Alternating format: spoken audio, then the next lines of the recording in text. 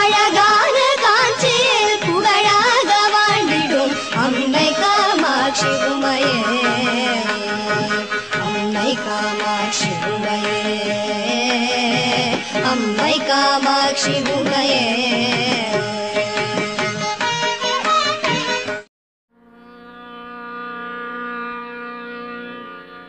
स्थापकाय च धर्मस्य सर्वधर्मस्वरूपिणे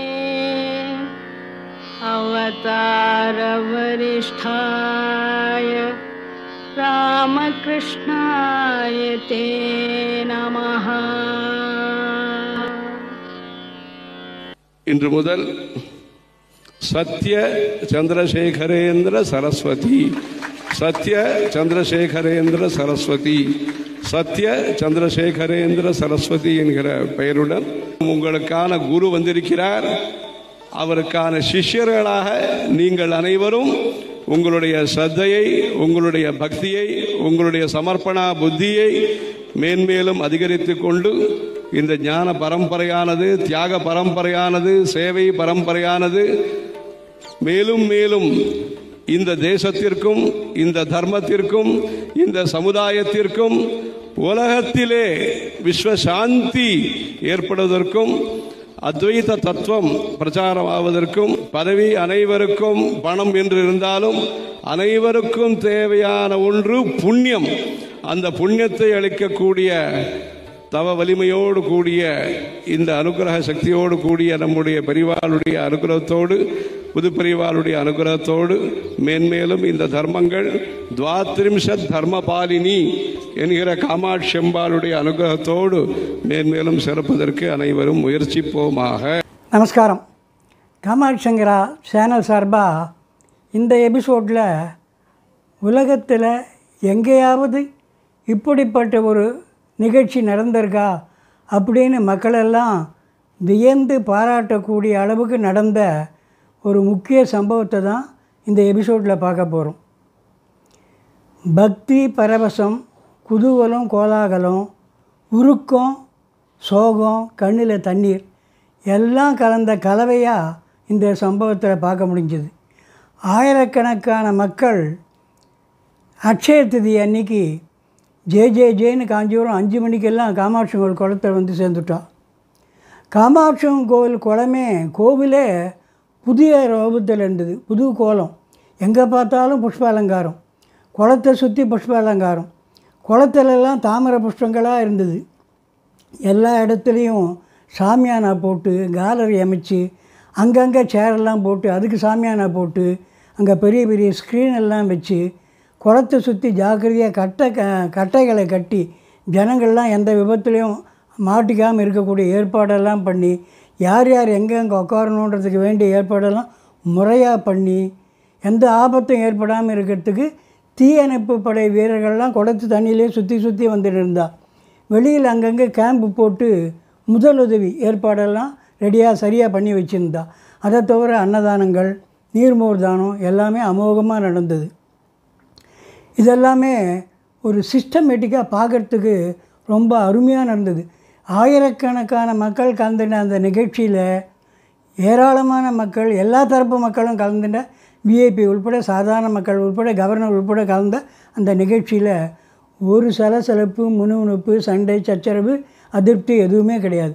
அந்த அளவுக்கு எல்லாமே ஒரு சிஸ்டமேட்டிக்னு சொல்கிறோமே அப்படி நடந்தது. அதுக்கு காரணம் பாலபிரிவா தான். அவருடைய நிர்வாக திறமை இதில் பளிச்சுன்னு தெரிஞ்சுது.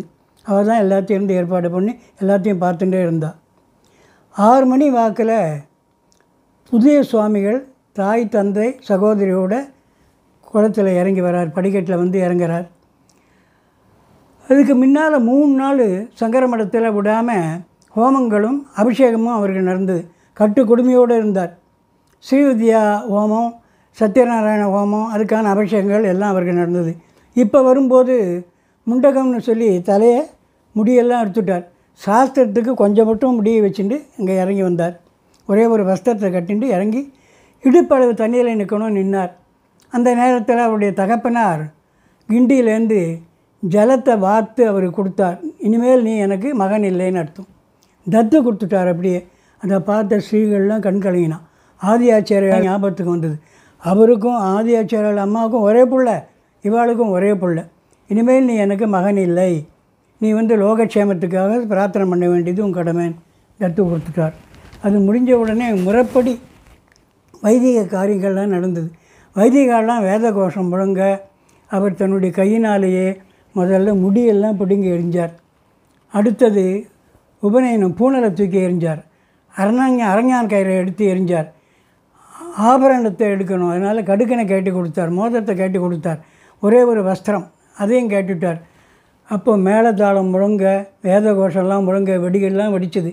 இப்போ சன்னியாசியான ஆகணும், பகவானே நீ தான் எனக்கு ஆசீர்வாதம் பண்ணணும், நான் சன்னியாசி ஆகிட்டேன், எல்லாத்தையும் திறந்துட்டேன், எனக்கு எதுவுமே கிடையாது, அதனால் நீ தான் ரட்சிக்கணும், சன்னியாச ஆசிரமத்தில் நான் நல்லபடியாக நடத்த நீ தான் ரட்சிக்கணும்னு பகவானை பிரார்த்தனை பண்ணிக்கிறார். அதுக்கான வேத மந்திரங்கள்லாம் சொல்கிறேன். அதெல்லாம் முடிஞ்ச பிறகு அவருடைய இந்த சாஸ்திரப்படி ஒரு 7 அடி நடக்கணும்னு இருக்குது. அது போன உடனே வஸ்திரத்தையும் காட்டி எரிஞ்சிட்டார். ஒன்றுமே இல்லாமல் தண்ணியில் நடந்து போகிறார். அப்போ அவருடைய குருநாதர் சந்திரமௌலீஸ்வருக்கு பூஜை பண்ணக்கூடிய தங்க வட்டியில் ஆசிரம துணி இருக்கு இல்லையா, அந்த காஷாய வஸ்திரத்தை கொடுத்து அவர்கிட்ட கொடுக்குறார். அதை வாங்கி கண்ணில் ஊற்றிட்டு அதை சுற்றிண்டு அப்புறம் மேலே ஸ்க்ரீன் மரவான இடத்துல போய் அவர் வஸ்திரத்தை மாட்டிட்டு காஷாயத்தை தரிச்சுட்டு விடுறார்.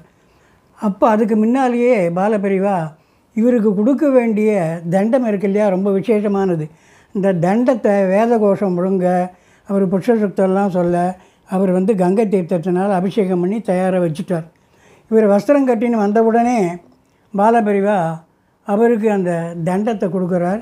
அதை அவர் பணிவோடு அதை வாங்கிக்கிறார். அப்போவும் வெடி வெடிக்கும், வேத கோஷம் மேளதாளம்லாம் முழங்கும். அதை பவ்யமாக மரியாதையோடு வாங்கிட்ட உடனே அடுத்தது அவருக்கு கமண்டலம் கொடுக்குறார், மரக்கமண்டலம், அதை வாங்கிக்கிறார். அடுத்தது உட்காரத்துக்கு அவருக்கு அந்த ஒரு பீடம் ஒன்று உண்டு, அந்த மனையை உட்கார மனையை கொடுக்குறாரு. தர்பாசனம்னு சொல்லுவா, பட் அதை கொடுக்குறார். அதை வாங்கிட்டு உட்கார்ந்தார். குரு உட்காந்து காமிச்சார். கருடாசனம்னு ஒரு முறையில் உட்காந்து இவர் உட்காந்துட்டார். உட்கார்ந்த உடனே இவர் தலையில் வஸ்திரத்தை சுற்றி வச்சு அது மேலே சாலக்கிராமம் வச்சு வேதம கோஷெல்லாம் முழங்க, வான வேடிக்கையெல்லாம் வெடிக்க, மேலதாளம் முழங்க இவர் கங்கை தீர்த்தத்தினால் அபிஷேகம் பண்ணார். அபிஷேகம் பண்ணி முடிஞ்ச உடனே குருக்கு நமஸ்காரம் பண்ணிவிட்டு அவருக்கு பாத பூஜை பண்ணுறார். இப்போது இவர் காஞ்சிபுரம் காமகோடி பீடத்தின் 71வது பீடாதிபதியாக இவர் ஆயிட்டார், மடாதிபதி ஆயிட்டார். மடத்தில் இனிமேல் இவர் பூஜை பண்ணுவார், அவரும் பண்ணுவார், இவரும் பண்ணுவார். காஞ்சி சங்கர மடம் மகத்துவம் வாய்ந்த ஒரு மடம். ஏன்னா சாட்சாத் ஈஸ்வர அவதாரமான ஆதிசங்கரர் தானே கைலாயம் போய் பஞ்சலிங்கங்கள், ஸ்படிக பஞ்சலிங்கங்களை வாங்கி பாரத தேசத்தில் 4 இடத்துல வச்சுட்டு ஒரு லிங்கத்தை தனக்குன்னு தன்னுடைய மடம்னு காஞ்சிபுரத்தில் ஸ்தாபிதம் பண்ணி அந்த மடத்தில் அந்த ஸ்படிகலிங்கத்தை வச்சு சந்திரமௌலீஸ்வரர், யோகேஸ்வரர்னு பேர், அதை அவர் பூஜை பண்ணிட்டு வந்தார். அந்த ஆதிசங்கரர் உட்கார்ந்து பூஜை பண்ண அந்த பீடம் இருக்கு இல்லையா, அந்த பீடத்தில் இனி இவரும் உட்காந்து பூஜை பண்ணுவார். அதுக்கு பிறகு பல மகான்கள்லாம் உட்காந்து அங்கே பூஜை பண்ணிருக்கா. அந்த பல மகான்களில் பூஜை பண்ண அந்த பீடத்தில் இவரும் உட்காந்து பூஜை பண்ணுவார். ஜெயேந்திர சரஸ்வதி சங்கராச்சாரிய சுவாமிகள், ஆதிசங்கர் எப்படி பாரத தேசம் பூரா கால்நடையாக போனார், இவர் பாரத தேசம் பூரா அவர் போன இடத்துக்கெல்லாம் போய் கைலாசத்துக்கு போய் ஆதிசங்கருடைய மூர்த்தத்தை வச்சு அங்கேயே பூஜை பண்ணிட்டு வந்த மகானவர். அந்த ஜெயேந்திர சரஸ்வதி சங்கராச்சாரிய சுவாமிகள் உட்கார்ந்த அந்த பீடத்தில் இவர் இனி உட்காந்து பூஜை பண்ணுவார். இந்த காலம் இருக்க கலி உச்சத்தில் இருக்கிற காலம், ரொம்பவும் உச்சத்தில் கலி போய் அதனுடைய பலனாக என்னன்னு கேட்டால் வேதத்துக்கு கடுமையான எதிர்ப்பு, சனாதனத்துக்கு கடுமையான எதிர்ப்பு, அத்வைதத்துக்கு கடுமையான எதிர்ப்பு, தொல்லைகள். இதை தனி ஒருவராக குருவும் இல்லாமல் சிஷ்யனும் இல்லாமல் நம்முடைய பாலபரிவா சங்கர விஜயேந்திர சரஸ்வதி சுவாமிகள் அகிம்சா முறையில், சாத்வீகான முறையில் இந்த கடுமையான எதிர்ப்பு, இந்த தாக்குதல் எல்லாம் சமாளித்து பக்தர்களை இவர் ரட்சிச்சுட்டு வர்றார். அப்படிப்பட்ட பாலபரிவா உட்காந்து பூஜை பண்ண அந்த பீடத்தில் இவர் உட்காந்து பூஜை பண்ண போகிறார். காஞ்சி சங்கர மடம் மகத்துவம் வாய்ந்ததுன்னு சொன்னேன் இல்லையா, அதனால்தான் அங்கே பீடத்துக்கு வரக்கூடியவாள்லாம் மகான்களாகவோ அவதார புருஷர்களாக தான் இருப்பாள். யார் வருவா எப்போ வருவான்னு தெரியாது, பகவானுக்கு தான் தெரியும், அவள் தான் வருவா. இப்படிப்பட்ட மகான்கள் அவதார புருஷர்கள்லாம் அமர்ந்த பீடம் தன்னுடைய தபோ வலிமையினால் தர்மத்தை, சத்தியத்தை, அத்வைதத்தை, வேதத்தை லோகம் பூராவும் பிரகாசிக்க செய்த அவதார புருஷர் மகான் மகாபெரிவா. ஜனங்களெல்லாம் பெரிவா பெரிவா பெரிவா மகாபெரிவான்னு கொண்டாடுறான். தெய்வத்தின் அவதாரம், அவரை தெய்வமாகவே நினச்சி இன்றைக்கும் காஞ்சி பீடாதிபதிகளிலே கோவில் கட்டி தெய்வ அவதாரம்னு பூஜை பண்ணக்கூடியது மகாபெரிவா. அவருக்கு பேதமே இல்லாமல் ஒரு சன்னியாசி எப்படி இருக்கணும்னு வாழ்ந்து காட்டினவர். சாதாரண பாமரன், படிக்காதவன், வேலை தேடுறவன், ஏழை யாராக இருக்கட்டும், பிரதம மந்திரியாக இருக்கட்டும், யார் வந்தாலும் அதே கருணை, அதே அன்பு, அதே பரிவு தரிசனம். கூப்பிட்டு அனுகிரகம் பண்ணுவார். கடைக்கோடியில் இருக்கிற ஒரு பக்தனாக இருப்பாங்க, சங்கரமட செக்ஷன், அவனை கூப்பிட்டு வந்து உங்கள் அப்பா எப்படி இருக்கா, உங்கள் குடும்பம் எப்படி இருக்குது விசாரிப்பார். அந்த பாக்கியம் எனக்கு கிடச்சிருக்கு. என்னை கூப்பிட்டு விசாரிச்சிருக்கார். எங்கள் அண்ணாக்கிட்ட கூப்பிட்டு சொல்லுவார், அடே உன் தம்பி உங்கள் அப்பா மாதிரி இருக்கானே, எங்கே வர சொல்லுன்னுவா. அதெல்லாம் பாக்கியம், பெருமைக்கு சொல்லிக்கல, மகாபெரிவினால் கிடச்ச பாக்கியம், அவருடைய கருணை. அதனால்தான் மக்கள் எல்லாம் மகாபெரிவா மீண்டும் மகாபெரிவா வரணும், மீண்டும் அவதாரம் பண்ணணும், மீண்டும் வேண்டும் மகாபெரிவா. மக்களுடைய எண்ணம், விருப்பம் அது. அந்த எண்ணம் பாலபெரிவாளுக்கும் இருக்குது. மகாபெரிவா வந்து இந்த பீடத்தில் திரும்ப அலங்கரிக்கணும்னு அவர் உள்ளத்தில் அது இருந்த காரணத்தினால்தான் அவர் தன்னுடைய சிஷ்யனுக்கு தன்னுடைய பரமகுருவனுடைய பெயரை சந்திரசேகரேந்திர சரஸ்வதி சுவாமிகள் அப்படின்னு வச்சு, இவருடைய பூர்வாசிரமம் அந்த சத்தியன்னு இருக்குது, அந்த சத்திய சந்திரசேகரேந்திர சரஸ்வதி சுவாமிகள்னு வச்சுருக்கார். நம்முடைய பிரார்த்தனைலாம் மகாபெரிவாளுக்கு கேட்டிருக்கோம்னு நினைக்கிறேன். அதனால் மகாபெரிவா தன்னுடைய யோக சக்தியை இந்த சிஷ்யனுக்கு செலுத்தி எதிர்காலத்தில் காஞ்சி சங்கர மடத்தில் சத்திய சந்திரசேகரேந்திர சரஸ்வதி மகாசுவாமிகள் மகாபெரிவான் இவரை நாமெல்லாம் கொண்டாடக்கூடிய அளவுக்கு மகாபெரிவாவுடைய அந்த சக்தி இவரை வந்து இயக்கும் அப்படிங்கிற நம்பிக்கை நமக்கெல்லாம் உண்டு. மகாபெரிவா பாதாரந்தங்களே சரணம். ஹரஹர சங்கர, ஜெய ஜெயசங்கர, ஜெய ஜெய காமாட்சி. அக்ஷய திதி அன்னைக்கு காஞ்சிபுரம் காமாட்சியங்கோல் பஞ்சதீர்த்தம், அந்த தீர்த்தத்தில் நடந்த அந்த சிஷ்ய ஸ்வீகார நிகழ்ச்சிகள், முக்கியமான சம்பவங்கள், கட்டாயம் நம்மெல்லாம் பார்க்க வேண்டிய விஷயங்கள், அதெல்லாம் இப்போ பார்க்கலாம்.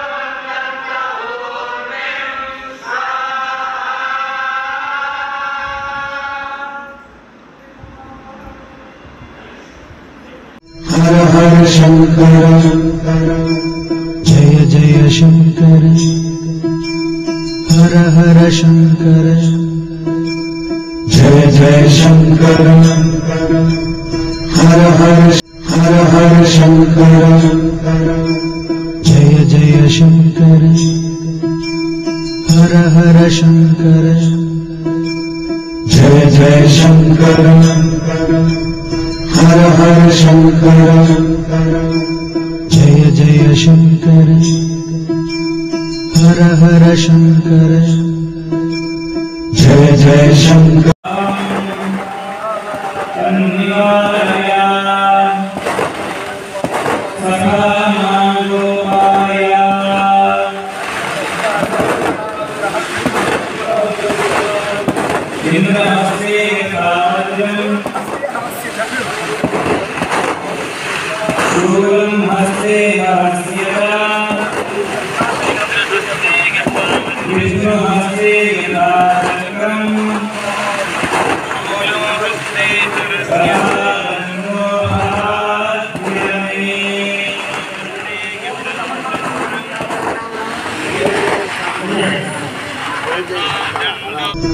हर हर शंकर जय जय शंकर हर हर शंकर जय जय शंकर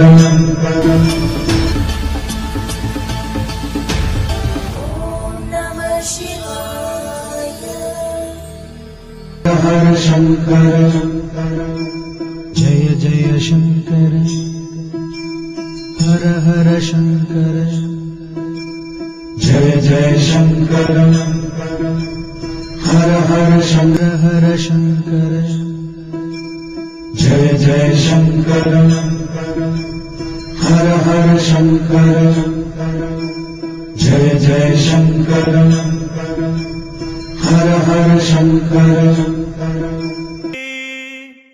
பார்த்துக்கிட்டே இருக்க தோணுது பெரியவாளை பார்த்துக்கிட்டே இருக்க தோணுது பார்த்துக்கிட்டே இருக்க தோணுது பெரியவாளை பிரிந்து வர மனமும் மறுக்குது जय जय शंकर हर हर शंकर जय जय शंकर हर हर शंकर जय जय शंकर हर हर शंकर हर हर महादेव शंभो काशी विश्वनाथ गंगे हर हर महादेव शंभो काशी विश्वनाथ गंगे हर हर महादेव शंभो काशी विश्वनाथ गंगे जय जय शंकर